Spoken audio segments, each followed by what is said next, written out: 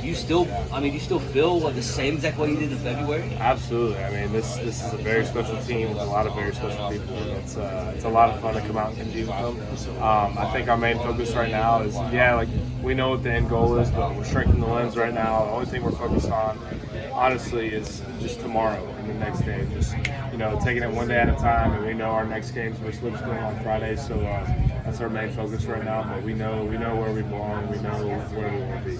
How good do you feel getting some of these accolades? How much of it is a personal success thing, and how much of it is about the team? I mean, honestly, it's all about the team. The awards are cool, but none of it would be possible, and I wouldn't be here without all my teammates. We make a really good squad together, so it's really fun playing with them. We just want to keep this team together as long as we can. What changed for you? Several weeks into the season, you're still not hitting a home run. You're kind of a little slower offensively. What changed offensively, and then also, how did you become more? I guess took a big step on the mound as well. How did all that happen at the same time? Just keeping my faith in the Lord. He kept me positive and he kept me strong.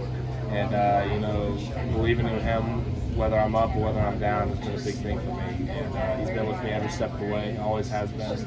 And when it comes to the mound, Belly just trusts me enough to throw me out there, and I'm glad he does. So I just try to do everything I can for the team to put us in a good position to win.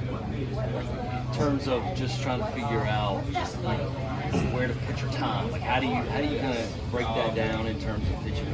Yeah, for everybody, it would probably be difficult, but that's something I've been doing my whole life. So it's not half here, half there. It's a full portion here and it's a full portion there.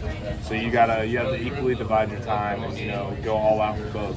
And it's difficult, but it's very enjoyable and a lot of fun to do. What would you say is the biggest difference between Caden Grice last year and Caden Grice this year? That's a good question. Probably just mental game. Backage talks so much about it, and just really buying in, and not only personal buy-in, but everybody else bought in. So it made it that much easier to do. So I would definitely say those. Was it hard to buy in? Did it take a little bit of time, or were you right out the gate? Right out of the gate. This team was very trusting of this whole new coaching staff, as we should be. We have no reason not to trust them. They'd do anything for us, and I think they're so knowledgeable about everything. So it's really been a pleasure and really been easy to listen to what they have to say.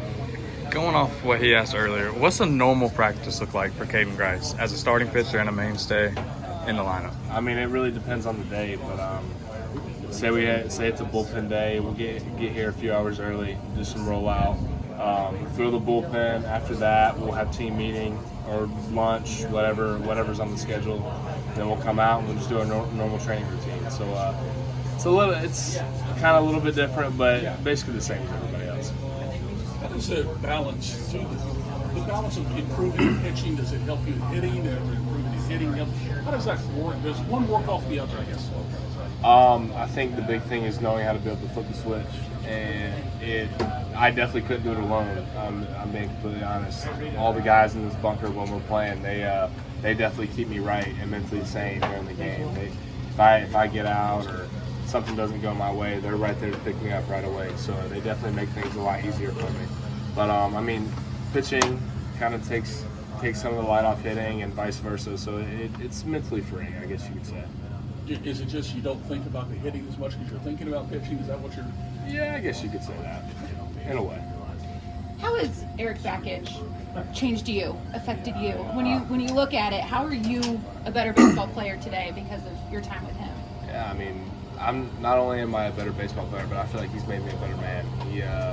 He's really just shown me the importance of there really is no little things in life, and you attack everything how it's just his message and what he has to say is so great. You just attack everything with the same intensity every day, whether it's baseball, whether it's school, whether it's a relationship with family, friends, anything like that. So he's definitely allowed me to see everything from a bigger perspective and a different lens, for sure. I asked him after the game on Sunday night about the transition and that these can go either way. A lot of teams don't win the first year. They did here at Clemson apparently, but not everywhere. Do you remember your first time meeting him? What those early days were like, and when you knew it's all going to be okay. Yeah, I mean, I think the first time I met him, me and Cooper Ingram were up in Chatham, up in the Cape League, and he came and watched us play. And I remember I shook his hand, introduced myself, and the first thing he had to say was like, yeah, your bat's tipping a little bit. And I was like, all right, he wants to help me get better. So I knew right away we were going to feed off of each other because all I want to do is get better, and all he wants to do is make everybody else better. So he made an impact on me right away. We laughed about it after the game, about you kind of had your tagline throughout the ACC tournament, right? And so it's well rehearsed, it's down pat. So I can sense we're all talking to you about the same thing. We all keep asking you, boy, you guys have gotten hot, this win streak. What are we missing? What's the story we're not realizing, we're not recognizing that's happening here in this bunker? It's all about us. It's all about the people around us. We really consider ourselves like family, and you know, the story between all of us is really special, and it's just growing every single day. And it's honestly not anything that anybody else would understand because it's between us, but that's probably what you're missing, the inside scoop. But that's just something that we keep between ourselves, and we just keep our head down and just keep working.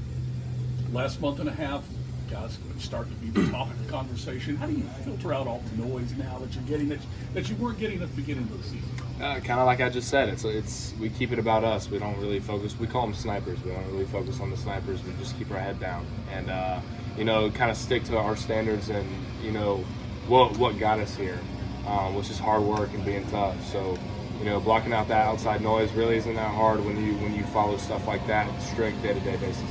How good is it that your first regional games are going to be here and you don't have to get on the road and travel outside? I mean, it's awesome. I love DCAS. The fans are great. The atmosphere is awesome with those little balloons and the music. It's fun. But, you know, honestly, it really wouldn't matter. We love taking our show on the road, and we love playing here, so it doesn't really matter to us. That big A-run inning y'all had on Sunday, you know, you came up there. I think Will had just gotten a walk, and you came up. You didn't try to hit a 2-run homer to get your team back in the game. You just took what they gave and hit a single. Did you just trust the guys behind you that much? That kind of how the mentality's been? Absolutely. I mean, we trust one another, and I think that's what's made us such a dangerous offense. We all trust each other, and we all know if one person gets out, the other person's going to get the job done.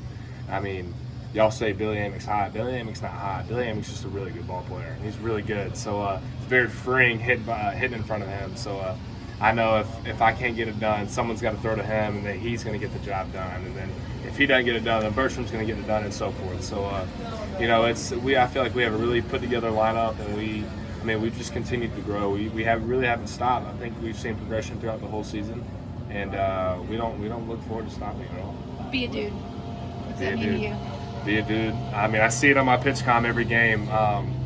You know, I feel like when I see be a dude, I feel like EB's in my face giving me like a pep talk, you know, like kind of hyping me up. So it definitely puts you in a good mindset, and it makes you feel like you read that, you're like, I'm a really good ball player. I'm ready to go. And there's no sign of nervousness or, you know, playing scared. When you see that, it's like, all right, I'm ready to attack.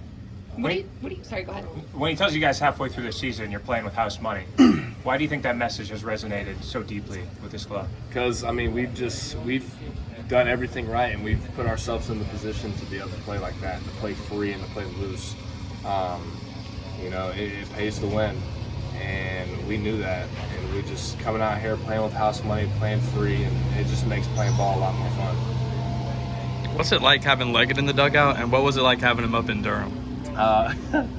Seb's funny. He's honestly, he's a character, and he's a legend. I mean, I didn't know him before he came here, but I always wanted to know him growing up a Clemson baseball fan. So, I mean, meeting him for the first time was awesome. Having him in the dugout, he's probably forgotten more about baseball than I've ever learned.